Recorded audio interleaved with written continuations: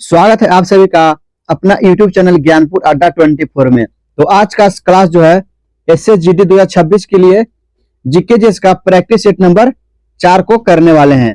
इससे पहले हम लोग प्रैक्टिस सेट नंबर 3 तक कंप्लीट कर लिए हैं। आज हम लोग प्रैक्टिस सेट नंबर 4 को करने वाले हैं।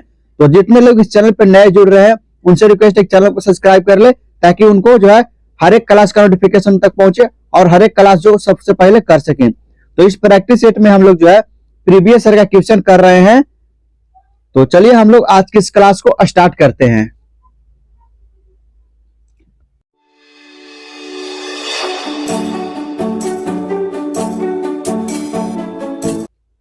पहला प्रश्न है 25 जून 2015 को जो है किसको लॉन्च किया गया, जिसका उद्देश्य वर्ष 2022 तक शहरी क्षेत्रों में सभी के लिए आवास उपलब्ध कराना है। तो 25 जून 2015 को जो है प्रधानमंत्री आवास योजना को लॉन्च किया गया, जिसका उद्देश्य वर्ष 2022 तक शहरी क्षेत्रों में जो है सभी के लिए आवास उपलब्ध कराना है। इसका जो करेक्ट आंसर है वो ऑप्शन नंबर 2 है।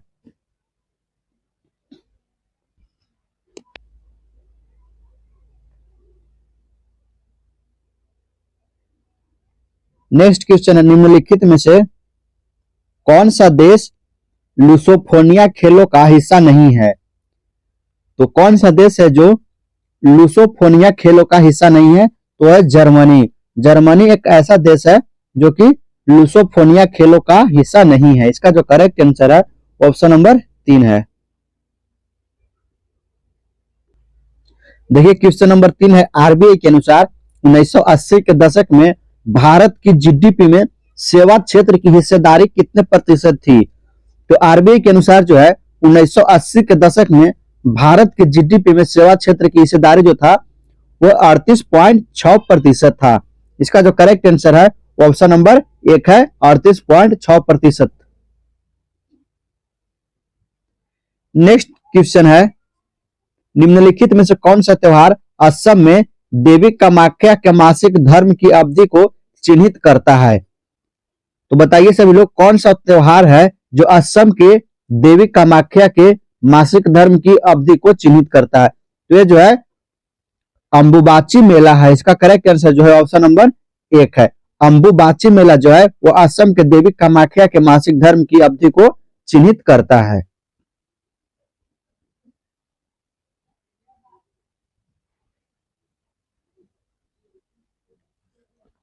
नेक्स्ट क्वेश्चन है, देखिए जीएस का क्वेश्चन है लेकिन इंग्लिश में टाइप हुआ है। तो देखिए हम लोग क्वेश्चन है the dash industry covers a wide range of products from transistor set to television. इसका मतलब ये है कि यह उद्योग जो है ट्रांजिस्टर सेट से लेकर टेलीविजन तक उत्पादों की एक विस्तृत श्रृंखला को कवर करता है। तो बताइए कौन करता है। तो ये जो है इलेक्ट्रॉनिक्स करता है। इसका जो करेक्ट आंसर हुआ इलेक्ट्रॉनिक्स हो जाएगा। देखिए यह इलेक्ट्रॉनिक्स ट्रांजिस्टर सेट से लेकर जो है टेलीविजन तक उत्पादों की एक विस्तृत श्रृंखला को कवर करता है। इसका जो करेक्ट आंसर जो है ऑप्शन नंबर 4 है। नेक्स्ट क्वेश्चन जो है ये भी इंग्लिश में है। देखिए in the Indian constitution the evolution of untouchability provision is mentioned in dash dash. तो आपको बताना है, इसका हिंदी हम बताते हैं। देखिए तो इसका हिंदी है भारतीय संविधान में अस्पृश्यता जो है उन्मूलन का प्रावधान किस आर्टिकल में है। बताइए सभी लोग भारतीय संविधान में अस्पृश्यता उन्मूलन का प्रावधान जो है किस में है। ये जो है आर्टिकल 17 में है। भारतीय संविधान में अस्पृश्यता उन्मूलन का प्रावधान जो है वह आर्टिकल 17 में। इसका करेक्ट आंसर जो है ऑप्शन नंबर 3 है। नेक्स्ट क्वेश्चन है ये भी इंग्लिश में। इंग्लिश में कितने प्रश्न जो टाइप हो गया है, इंग्लिश में जो है 9 तक इंग्लिश में, उसके बाद हिंदी में। तो हम लोग देख लेते हैं इसको भी। 7 नंबर प्रश्न है in which of the flowing palace was the Indian Grand Prix for held in June 21। आपके सामने ऑप्शन है जलंधर, लुधियाना, अमृतसर, पटियाला। तो देखिए हम इसको हिंदी बताते हैं, इसका हिंदी क्या होगा। इसका हिंदी है जून 2021 में इंडियन ग्रैंड प्रिक्स 4 का आयोजन जो है निम्नलिखित में से किस स्थान पर किया गया था। सभी लोग बताइए, जून 2021 में इंडियन ग्रैंड प्रिक्स 4 का आयोजन निम्नलिखित में से जो है किस स्थान पर किया गया था। ये जो है पटियाला में किया गया था। इसका जो करेक्ट आंसर है ऑप्शन नंबर 4 है। नेक्स्ट क्वेश्चन है,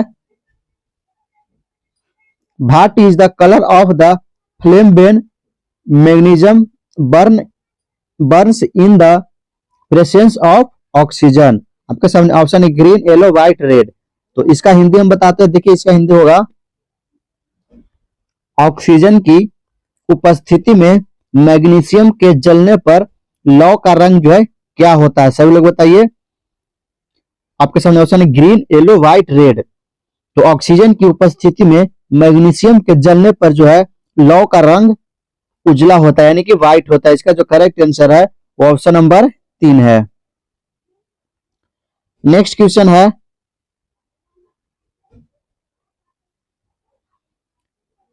three of the following four are example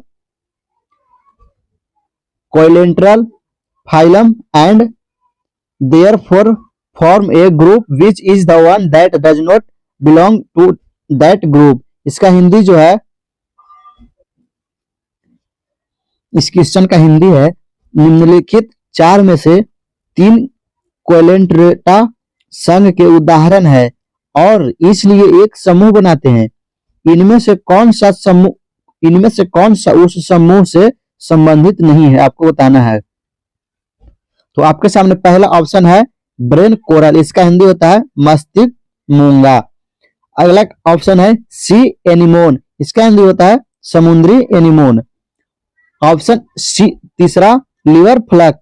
इसका हिंदी होता है लिवर फ्लक। नेक्स्ट ऑप्शन है 4 सी पेन। इसका मतलब होता है समुद्री कलप।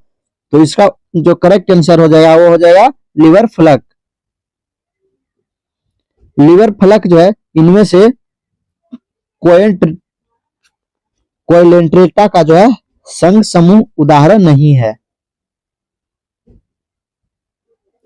नेक्स्ट क्वेश्चन है, स्वामी दयानंद सरस्वती ने एक संगठन जिसे हिंदू धर्म में सुधार का प्रयास किया की स्थापना जो है कौन की। तो स्वामी दयानंद सरस्वती ने एक संगठन आर्य समाज की जो है आर्य समाज जिसने हिंदू धर्म में सुधार के प्रयास किया की स्थापना की है। ये जो है आर्य समाज की स्थापना की है। इसका जो करेक्ट आंसर ऑप्शन नंबर 4 है। नेक्स्ट क्वेश्चन है, भारत में रेडियो प्रसारण 1923 में जो है किसके द्वारा शुरू किया गया था। तो भारत में रेडियो प्रसारण 1923 में रेडियो क्लब ऑफ बॉम्बे द्वारा शुरू किया गया था। इसका करेक्ट आंसर है ऑप्शन नंबर 2। नेक्स्ट क्वेश्चन है, निम्नलिखित में से किस गुप्त शासक को उसकी सैन्य उपलब्धियों के कारण भारत का नेपोलियन कहा जाता है। बताना है आपको, किस गुप्त शासक को उसकी सैन्य उपलब्धियों के कारण जो है भारत का नेपोलियन कहा जाता है। तो जो है समुद्रगुप्त को कहा जाता है। भारत का नेपोलियन जो है किसे कहा जाता है, तो समुद्रगुप्त को कहा जाता है। इसका जो करेक्ट आंसर ऑप्शन नंबर 3 है। नेक्स्ट क्वेश्चन है, ये भी इंग्लिश में है, while computing the national income dash dash जो है is taken as a factor. इसका जो हिंदी होता है, राष्ट्रीय आय की गणना करते समय एक कारक डैश डैश के रूप में लिया जाता है। तो आपको बताना है राष्ट्रीय आय की गणना करते समय जो है एक कारक के रूप में जो है किसको लिया जाता है। तो आपके सामने ऑप्शन ए है एक्सपोर्ट। इसका हिंदी होता है निर्यात। नेक्स्ट ऑप्शन है इलेक्ट्रिसिटी बिल और नेक्स्ट ऑप्शन है केमिकल यूज्ड। इसका हिंदी होता है रसायन का प्रयोग किया गया। नेक्स्ट ऑप्शन है रोड कंस्ट्रक्शन इसका हिंदी होता है सड़क निर्माण। तो राष्ट्रीय आय की गणना करते समय जो है एक कारक के रूप में जो है निर्यात को लिया जाता है, यानी एक्सपोर्ट को लिया जाता है। इसका जो correct answer option number 1 export यानी कि निर्यात को लिया जाता है। राइट आंसर ऑप्शन नंबर 1 है। नेक्स्ट क्वेश्चन है 2018 में भारतनाट्यम में संगीत नाटक अकादमी पुरस्कार जो है किसने जीता? तो 2018 में जो है भारतनाट्यम में संगीत नाटक अकादमी पुरस्कार जो है वह राधा श्रीधर ने जीता। इसका जो करेक्ट आंसर ऑप्शन नंबर 1 है। नेक्स्ट क्वेश्चन है, ये भी इंग्लिश में ही है। देखिए हम लोग इसका हिंदी पढ़ते हैं। Article of the constitution of India talk about superintendents direction and control of elections. इसका हिंदी होता है भारत के संविधान का कौन सा अनुच्छेद जो है वह चुनाव के अध्यक्षण, निर्देशन और नियंत्रण के बारे में जो है बात करता है? बताइए सभी लोग, इनमें से कौन सा आर्टिकल है जो भारत के संविधान का अनुच्छेद चुनावों के अधिरक्षण, निर्देशन और नियंत्रण के बारे में जो है बात करता है? तो ये आर्टिकल यानी कि अनुच्छेद 324 करता है। इसका जो करेक्ट आंसर है वो ऑप्शन नंबर 1 है। नेक्स्ट क्वेश्चन है, नवंबर 2022 तक की स्थिति के अनुसार निम्नलिखित में से कौन दिल्ली भारत का उपराज्यपाल है? कुमार सक्सेना है। नवंबर 2022 तक की स्थिति के अनुसार जो है दिल्ली भारत का उपराज्यपाल विनय कुमार सक्सेना। इसका जो करेक्ट आंसर है वो ऑप्शन नंबर 4 है। ई कृष्ण अय्यर का संबंध जो है किस नृत्य शैली से है? तो ई कृष्ण अय्यर का संबंध भारतनाट्यम नृत्य शैली से है। आप लोग याद रखिएगा, ई कृष्ण अय्यर का संबंध जो है भारतनाट्यम नृत्य शैली से है। इसका जो करेक्ट आंसर ऑप्शन नंबर 1 है। अगला क्वेश्चन है, भारत में प्रत्येक जो है कितने वर्ष में एक बार जनसंख्या की जनगणना की जाती है? तो भारत में जो है प्रत्येक 10 वर्ष में जो है जनसंख्या की जनगणना की जाती है। आप लोग याद रखिएगा, इसका करेक्ट आंसर जो है ऑप्शन नंबर 3 है। भारत में प्रत्येक 10 वर्ष में जो है एक बार जनगणना की जाती है। नेक्स्ट क्वेश्चन है, मार्च 2022 में किस केंद्रीय मंत्री ने India water pitch pilot scale startup challenge का जो है लॉन्च किया है? तो ये जो है हरदीप सिंह पुरी ने किया है। हरदीप सिंह पुरी, इसका जो करेक्ट आंसर ऑप्शन नंबर 1 है।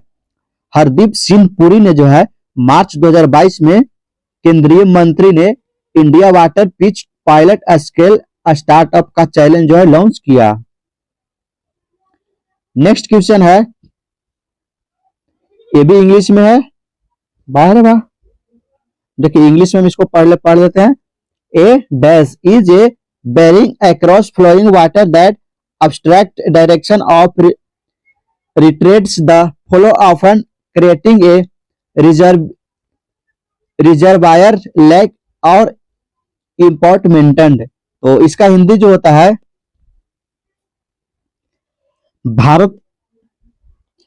पहले बहते पानी के ऊपर एक अवरोध है जो प्रवाह को रोकता है, निर्देशित करता है या धीमा करता है। अक्सर एक जलाशय, झील या बांध का निर्माण करता है। तो जो है डैम करता है। डैम का मतलब होता है बांध। इसका जो करेक्ट आंसर ऑप्शन नंबर 3 है। तो डेली की तरह आज हम लोग एसएसजीडी का प्रीवियस ईयर का पूछा हुआ 20 प्रश्न कर लिए हैं। तो आज हम लोग जो है सेट नंबर 4 को कंप्लीट कर लिए हैं। नेक्स्ट क्लास हम लोग सेट नंबर 5 को करेंगे। तो जितने लोग अभी तक सेट 1 से 4 तक का क्लास नहीं किए हैं वो हमारे चैनल के प्लेलिस्ट में जाकर सारा क्लास को कर सकते हैं। और जितने लोग अभी तक चैनल को सब्सक्राइब नहीं किए, चैनल को सब्सक्राइब कर ले ताकि इसी प्रकार से उनको क्लास करने को मिल सके। और इसका पीडीएफ लेने के लिए आप लोग हमारे टेलीग्राम चैनल को ज्वाइन कर सकते हैं। टेलीग्राम चैनल का लिंक इस वीडियो के डिस्क्रिप्शन में मिलेगा। आप लोग टेलीग्राम चैनल को ज्वाइन करके किसी भी क्लास का पीडीएफ ले सकते हैं। तो 20 क्वेश्चन में से आप लोग कितने क्वेश्चन सही कर पाए हैं कमेंट करके जरूर बताइए। और वीडियो पसंद आया होगा तो वीडियो को एक लाइक जरूर कर दीजिएगा। तो चलिए मिलते हैं हम लोग नेक्स्ट क्लास में। आज की इस क्लास में इतना ही।